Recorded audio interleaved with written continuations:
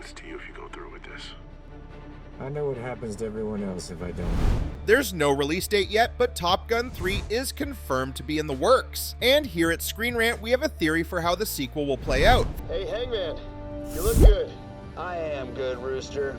I'm very good. For starters, the third movie will be called Top Gun Legacy. Captain Pete Maverick Mitchell will die in Top Gun 3. All the ingredients are already there for Maverick to go out like his dad during the Vietnam War, by making the ultimate sacrifice to save his fellow servicemen in Top Gun Legacy. But before that happens, Legacy will begin with the consequences of the last movie. After the Navy pilots destroyed the unsanctioned uranium enrichment plant, whichever foreign nation owned that plant also lost billions during Top Gun Maverick. And if they were processing uranium, then that country is rich enough to spend more to punish those responsible. So the third movie will turn the tables on the Navy. Terrorists will attack the Top Gun program. And this happens in the first 15 minutes of the sequel, setting the stage for what's to come. Top Gun 3 opens with scenes of a quiet mountain road at midnight. In the distant clouds, a fighter jet streaks across the sky, a serene tableau of beautiful San Diego Bay. Suddenly, the roar of motorcycles breaks the silence. A pair of bikes race across the cliffside highway. While Maverick is in the lead, Lieutenant Bradley Rooster Bradshaw follows right behind. Both of them barely make the sharp turns on the mountain pass, their roaring engines cutting across the quiet scenery. "You're clear for the next 4 kilometers, says Lieutenant Jake Hangman Saracen from a radar room, tracking the motorcycle's route for safety. Through Rooster and Maverick's helmet radios, Hangman continues, "Let's wrap this up, boys. 800 meters to the finish line." With Rooster unable to keep up with Maverick's daredevil pace, the latter takes the win. That's 3-2 in favor of Maverick. "Good job, old man. Hangman out." In the next scene, Maverick is already drinking at the bar when Rooster arrives. "I'd say that's the last time we should do that," says Rooster, "but I'm not letting you off that easy." Maverick replies, "Come on, it's time to pay up, loser," tapping Rooster in the shoulder before motioning for the bartender. Before Rooster can reply, they hear a nearby explosion. Everyone in the bar hurries outside to see what's up. From outside the bar on the mountain road, a thick cloud of smoke rises from Nass North Island. Rooster and Maverick quickly get on their bikes, contact Hangman to tell the others, and race towards the Navy base. And once they get there, their hearts sink. The Top Gun school's hangar is now a smoldering ruin. The Top Gun program gets shut down. In the aftermath of the terrorist attack, 5 servicemen wind up dead while several others are injured. The incident is potentially an act of war, but the Navy's higher-ups want to avoid public hysteria. And as the Top Gun school was clearly targeted, the Navy saw it best to shut it down temporarily. As Vice Admiral Bo Cyclone Simpson tells Rooster and Maverick, "This is for the good of everyone." Maverick looks like he's about to say something, but now that San Diego's at risk, he knows there's no reversing this decision. "This is just good for our enemies, and you know it, Cyclone," says Rooster. The young pilot starts raising his voice. "At least clue us in on the report," Maverick adds. "You owe us that much, Vice Admiral." However, Cyclone doesn't back down. "You know I can't do that. Believe it or not, the last thing the Pentagon wants is to go to war." Cyclone replies, "It's protocol. You'll get your reassignments in a couple days. Until then, I suggest you let off some steam." The Top Gun crew gets assigned to the Darkstar program. In order to keep the Top Gun crew preoccupied and out of the way of Navy investigators, they're assigned to the ultimate distraction, testing Uncle Sam's fastest, most dangerous toys. Enter the Darkstar Mark II, the new and improved version of the scramjet-powered hypersonic aircraft from Top Gun Maverick. This time, Maverick goes over Mach 10 without any technical hitches. Rear Admiral Chester Hammer Kane, the head of the Darkstar program, is impressed. Apart from Maverick, Rooster, and Hangman, 4 other pilots from the Top Gun school are assigned to Darkstar. These are the Lieutenants Robert Bob Floyd, Natasha Phoenix Trace, Ruben Payback Fitch, and Mickey Fanboy Garcia. Having put their rivalries aside,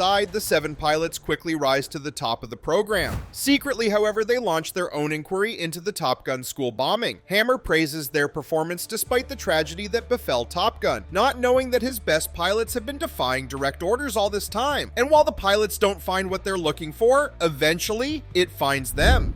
Maverick, Rooster, Hangman, Bob, Phoenix, Payback, and Fanboy are entrusted with 6 Mark II Darkstar jets. They're tasked with testing engine endurance over a 2-hour round-trip flight. It's pretty much a routine flight apart from the secrecy, par for the course with experimental aircraft. So the very middle of the route passes a huge patch of rocky mountains, deserted for miles in all directions. The test flight goes smoothly until they're halfway back to base. "That's weird," says Phoenix. "We got company." Suddenly, 7 other unknown experimental jets descend on them and attack. Clearly, this is an ambush. The attackers knew that the crew would be barely armed for the test flight and that they'd be almost out of fuel at this point. Someone is directly targeting the top-ranking members of the Top Gun school. Caught unprepared for the attack, Fanboy and Payback are the first to drop, shot down within the first 15 seconds. An F-14 against 5th-gen fighters? It's not the plane, it's the pilot.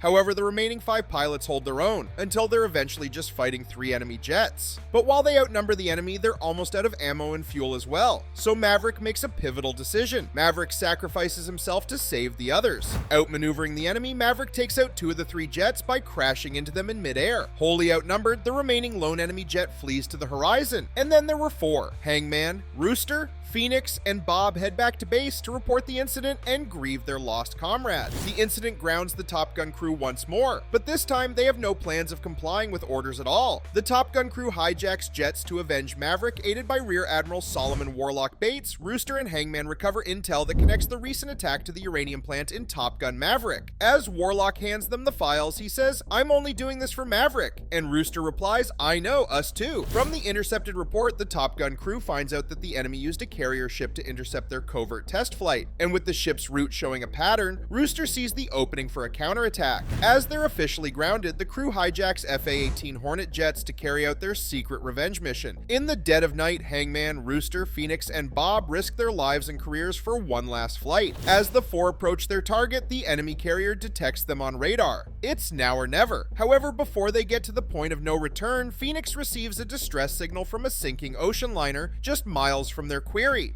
"We have to turn back and help those people," Phoenix says over the radio. "I'm not getting court-martialed before even finishing the mission," Rooster barks back. "We're getting court-martialed either way, but those people need our help," Phoenix replies. After a couple seconds of radio silence, Hangman finally says, "She's right, Rooster. It's what Maverick would have done." Without saying anything, Rooster breaks from formation and heads back to base. Over the radio, Rooster starts radioing emergency services for help. The Navy reinstates the Top Gun school. While they hijacked planes, the crew ended up saving 3,000 lives by choosing the ocean cruise liner over attacking the enemy carrier. "And don't forget that you'd all be in prison if it weren't for me," says Cyclone as he addresses Rooster, Hangman, Phoenix, and Bob inside his office. "You also spooked a lead we've been tracking for weeks. That carrier's gone for good now." However, as the crew have shown utmost adaptability and heroism in the face of an unpredictable enemy, Cyclone and Warlock decide to rebuild the Top Gun school. After all, the Navy will need all the elite pilots they can get against an enemy with similar resources. Finally, Top Gun 3 ends with the funeral of Maverick, Payback, and Fanboy, which happens in the newly built Pete Maverick Mitchell hangar, the new home of the Top Gun school. While Maverick is dead, this opens the opportunity for Rooster, Hangman, Phoenix, and Bob to continue the story in a sequel, and possibly even a whole new Top Gun trilogy. What do you think of our theory for the 3rd movie? Do you think our Top Gun legacy theory makes sense or not? Tell us your thoughts in the comments, and keep watching ScreenRant.